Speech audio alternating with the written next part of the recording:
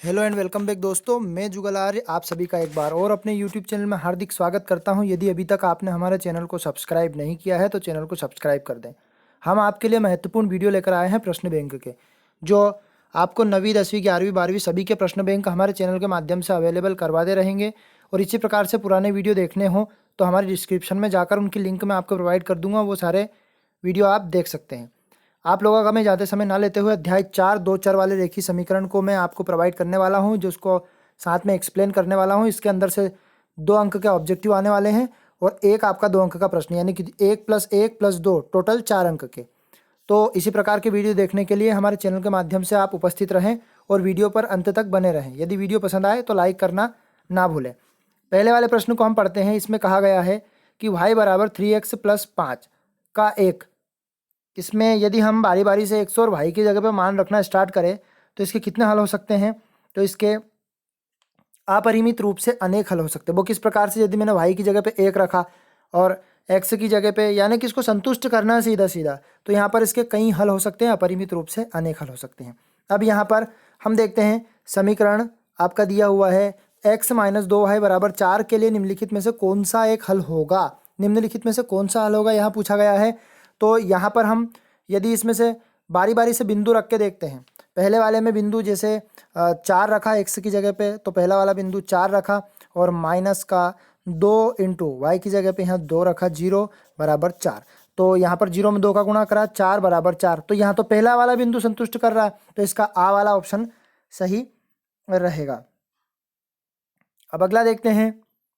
तो आ वाला दूसरे का आ वाला ऑप्शन आपका एक्यूरेट सही रहेगा। हमने सोल्व करके आपको बता दिया। यदि दूसरा रख के देखोगे तो दूसरा इसके बराबर नहीं आएगा और संतुष्ट करता है, तो इसलिए इसमें से वो हल नहीं होंगे। यदि इस समीकरण को संतुष्ट करेगा तो वो उसका हल होगा। अब तीसरा वाला देखते हैं।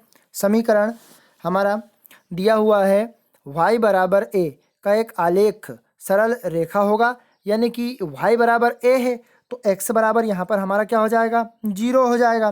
तो इसका आंसर आपका बा वाला सही रहेगा। तो इसका बा वाला x अक्ष के समांतर। कैसे? जैसे मान लो हमने यहाँ पर हमने इस प्रकार से अक्ष बनाया, ये x हो जाएगा, ये हमारा क्या हो जाएगा? x डैश अक्ष हो जाएगा, ये y अक्ष हो जाएगा और ये y डैश अक्ष हो जाएगा। अब यहाँ पर 0 होगा। अब y बराबर मतलब ये मान हमारा इस साइड जाएगा ऐसा, ठीक है। तो इस साइड जाएगा क्योंकि y का मान यहाँ पर a हो जाएगा, तो ये इसका कहलाएगा x अक्ष के समांतर समीकरण हमें प्राप्त हो जाएगा। इसका बा वाला ऑप्शन सही रहेगा। अब चौथे वाले को देखते हैं। चौथे वाले में ax plus B Y plus C बराबर 0 समीकरण को कहा गया है। तो ये यानी कि इसमें 2 चर हैं और इस पे घात नहीं है, तो रेखीय समीकरण, ठीक है। यदि घात होती तो द्विघात समीकरण कहलाएगा। और चर कितने हैं इसमें? 2, एक तो x है और एक y है, तो 2 चर वाला रेखीय समीकरण। तो इसका ऑप्शन नंबर पहला वाला सत्य रहेगा, 2 चर वाला रेखीय समीकरण। 2 चरों वाला द्विघात समीकरण हो नहीं सकता क्योंकि इस पर 2 घात नहीं है। वर्ग समीकरण भी नहीं हो सकता क्योंकि इस पर 2 घात नहीं है। और उपरोक्त में से कोई नहीं, क्योंकि एक ये रेखीय समीकरण है और वो भी 2 चर वाला रेखीय समीकरण। अब रिक्त स्थान की पूर्ति करते हैं। तो रिक्त स्थान में हम देखते हैं पहले वाले 2 चरों वाले रेखीय समीकरण का आलेख खाली स्थान होता है। तो 2 चर वाले रेखीय समीकरण हमारा का आलेख कैसा बनता है? यदि 2 चर x और y होंगे तो एक सरल रेखा में उसका रेखीय समीकरण बनेगा। तो इसका आंसर आपका रहेगा सरल रेखा। तो इसका आंसर मैं आपको लिख देता हूं, सरल रेखा में बनेगा, ठीक है। अब अगला वाला देखते हैं। समीकरण x बराबर a का आलेख y अक्ष के खालिस्तान एक सरल रेखा में होता है। तो y अक्ष के सरल रेखा में होता है। यदि x बराबर a तो y अक्ष के क्या रहेगा? वो समांतर। यदि x y का मान दिया रहता है, जो कि अभी हमने ऑब्जेक्टिव में समझा, वो किसके समांतर था? वो x अक्ष के समांतर था। और समांतर का मतलब इस प्रकार से लाइन जाएगी, इसको पैरेलल बोलते हैं। और 2 समांतर रेखाएं कभी भी एक दूसरे को नहीं काटती है। तो अगला देखते हैं। x बराबर 0 खालिस्तान का समीकरण होगा। यदि x बराबर 0 है तो वो किस अक्ष पर प्राप्त होगा? x का मान 0 होता है तो y अक्ष के लिए समीकरण प्राप्त होता है। तो इसमें इसका आंसर लिख देंगे y अक्ष। अब सत्य असत्य की बात करते हैं। तो सत्य असत्य को देखें पहले। तो पहला वाला y बराबर 0 x अक्ष का समीकरण होगा। तो ये आपका कैसा रहेगा? y बराबर 0 क्या x अक्ष का समीकरण कहलाएगा? तो तीसरे वाले का सत्य आपका पहला वाला रहेगा आपका सत्य। क्योंकि हमने अभी आपको 2 बार समझा दिया कि यदि y अक्ष पर 0 होता तो x अक्ष पर समीकरण बनता, और x बराबर 0 होता तो y अक्ष पर। तो ये पहला वाला आपका सत्य रहेगा। अगला देखते हैं दूसरा वाला, y बराबर mx के प्रकार का समीकरण मूल बिंदु से होकर जाने वाली एक रेखा को निरूपित करता है। तो ये y बराबर mx मूल बिंदु से जाने वाली रेखा को निरूपित करेगा, तो ये आपका हो जाएगा सत्य। अगला तीसरा वाला देखते हैं, दो चरों वाले रेखी समीकरण के आलेख पर स्थित कोई बिंदु रेखी समीकरण का कोई हल होता है। तो ये दो चरों वाला नहीं होता है, तो इसका हो जाएगा असत्य। रेखी समीकरण का प्रत्येक हल रेखी समीकरण के आलेख पर स्थित एक बिंदु से होता है, तो ये सत्य रहेगा, क्योंकि रेखीय समीकरण वह होता है जिसकी द्विघात नहीं होती है। तो इसने कहा गया है कि रेखी समीकरण का प्रत्येक हल रेखी समीकरण के आलेख पर स्थित होता है, तो ये सत्य होगा। अब हम पांचवा वाला सवाल देखते हैं। ये 2 अंक का सवाल है, जो कि 2 अंक में आने वाला। यहाँ पर x की वैल्यू आपकी 2 दी है और y की वैल्यू आपकी 1 दी है। तो k का मान ज्ञात करना, तो 2x, तो 2x का मान कितना है 2, और प्लस करके 3 गुणित क्या कर देंगे 1, क्योंकि y का मान 1 है, बराबर क्या चल रहा है आपका k। 2 में 2 का गुणा करेंगे हो जाएगा 4, 3 में 1 का गुणा करेंगे 3 एकम 3 बराबर k। तो k 4 और 3 मिला के कितना हो गया 7, तो k बराबर आपका कितना आ जाएगा 7। तो ये आपका आंसर रहेगा k बराबर 7। तो इस सवाल का आंसर k का मान आपका आ गया 7। अगला वाला देखते हैं। इसी प्रकार से मोस्ट इंपोर्टेंट सवाल था पांचवा। अब छठा वाला देखते हैं। यदि बिंदु 3 और 4 समीकरण 3x प्लस ay प्लस 7 के आलेख पर स्थित हो तो a का मान ज्ञात कीजिए। यहाँ सिंपल हमें आलेख नहीं बनाना है। अब x की जगह पे तो हमें 3 रखना है, क्योंकि बिंदु हमारा 3 और 4 दिया है। तो पहला वाला मान जो x का मान तो बनेगा आपका 3 और y का मान बनेगा आपका 4। तो x की जगह पे 3 रखना है, y की जगह पे 4 रखना है। तो 3 गुणित 4 बराबर यहाँ पर a और x का मान कितना है हमारा 3, तो ये हो जाएगा 3a प्लस 7, 4 3 हो जाएगा आपका 12, और 7 बराबर के उधर जाएगा तो काय का हो जाएगा प्लस का है तो माइनस का 3 है। तो यहाँ पर 12 में से हमारा 3 गया, तो माफ़ करना 12 में से हमारा 7 गया, कितना बचेगा, तो यहाँ पर आपका 7 में से मतलब 12 में से गया तो हमारा कितना बचेगा 5, क्योंकि 7 5 12 होता है। तो यहाँ पर 3 इसके गुणा में है तो कहाँ चला जाएगा, a बराबर 5/3, यह आपका आंसर रहेगा इसका 5/3। ठीक है, अगला वाला देखते हैं। अब यहाँ पर इसमें 8वां वाला प्रश्न कहा गया है कि f बराबर 9/5, ये मोस्ट इंपॉर्टेंट सवाल है। अच्छा, 7वां वाला हमारे से छूट गया, तो 7वां देखते हैं। बिंदु 2 और 14 से होकर जाने वाले एक समीकरण को लिखिए। तो बिंदु 2 और 14 से जाने वाला समीकरण जो इसको संतुष्ट कर सकता है वो लिखना है हमें। तो आसानी से, जैसे मैं बताऊं, जरूरी नहीं कि वही समीकरण आपका आए, आप आसानी से कोई सा भी समीकरण लिख सकते हैं। यदि मैं लिखूं x प्लस वाई बराबर 16 में लिख दूं यदि, तो यहाँ पर x की जगह पे मैं 2 रखूं तो y की जगह पे क्या रखना पड़ेगा मुझे 14, तो बराबर कितना 16, 14 और 2 मिला दे तो 16 बराबर 16। तो इसका कोई से भी अनेक समीकरण आपके हिसाब से भी इसका सोल्व आप कर सकते हैं, पर इसका आंसर मैं आपको सीधा बता दिया, x प्लस वाई बराबर आप इसको क्या लिख सकते हो 16, यही आपका आंसर रहेगा। अब 8वां देखते हैं। f बराबर, ये फ़ारेनहाइट का समीकरण है, ये ऑब्जेक्टिव में भी आपसे पूछ सकता है।